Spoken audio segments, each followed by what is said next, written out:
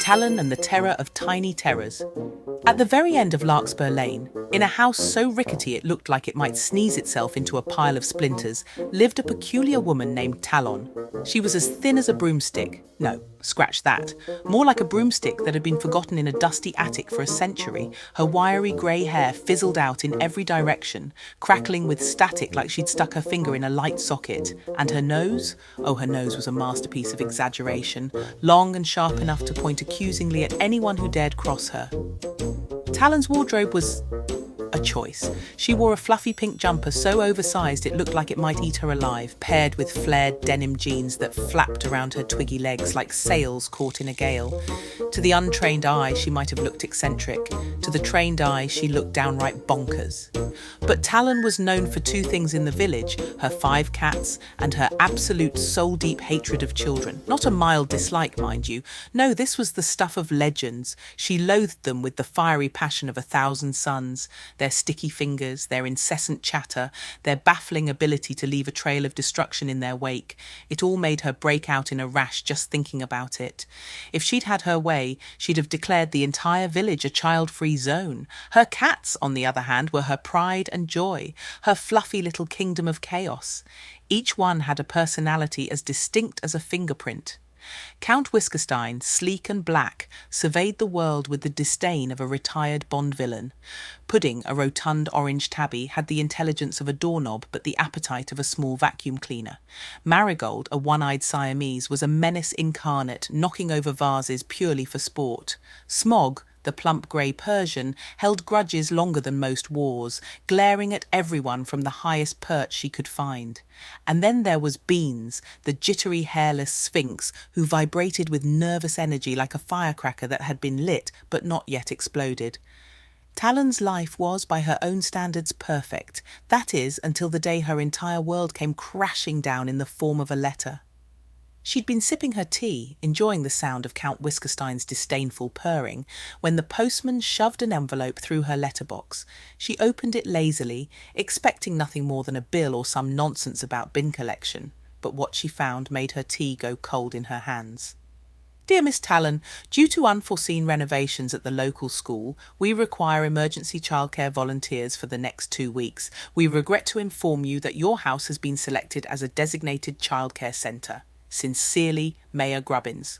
Talon's scream could have shattered glass. Smog, startled, tumbled from her perch on top of the bookshelf, landing in a heap of indignation. Children? In her house? It was an abomination, a crime against humanity. It was... Before she could finish her tirade, the doorbell rang. And there they were. A horde of small, sticky creatures with grubby hands and noses that ran faster than their stubby legs. They carried pockets full of worms, voices that could pierce steel, and an aura of chaos that radiated off them like a toxic cloud. Talon stood at the door, her face a mask of horror. "No running!" she barked. "No yelling, no touching anything, and absolutely, under no circumstances, any funny business." Naturally, the children ignored all of this and immediately did everything she told them not to. Chaos erupted, Pudding waddled away, smeared in jammy fingerprints. Marigold was unceremoniously plopped onto a child's head like a hat. Smog, horrified, scrambled up the chandelier and clung there like a furry gargoyle. Count Whiskerstein, after being rudely tugged at, disappeared entirely, most likely plotting elaborate revenge. And Beans, poor Beans, was darting around in circles, screeching like a boiling kettle. Talon was at her wit's end. How could she possibly survive 2 whole weeks of this madness? But then, just as she was about to throw herself dramatically onto the floor and declare defeat, an idea struck her. A devious, wonderful, terrible idea. She clapped her hands, calling the children to attention. "You lot like stories, don't you?" she asked, her voice dripping with faux sweetness. The children nodded eagerly, their grubby faces lighting up. "Well then," she said, lowering her voice to a conspiratorial whisper, "let me tell you about the curse of the cat witch." The room fell silent. Even Pudding stopped licking jam off his fur.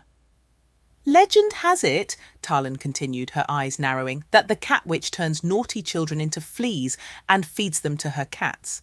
A boy with a smudge of chocolate on his cheek whimpered. A girl with pigtails clutched her friend's arm. Talon leaned back, her smile wicked. "So, if you don't want to end up in Smog's dinner bowl, you'd best behave, hadn't you?" For the rest of the week, the children tiptoed around like church mice, speaking only in whispers and refusing to touch anything with whiskers. The cats were left in blissful peace.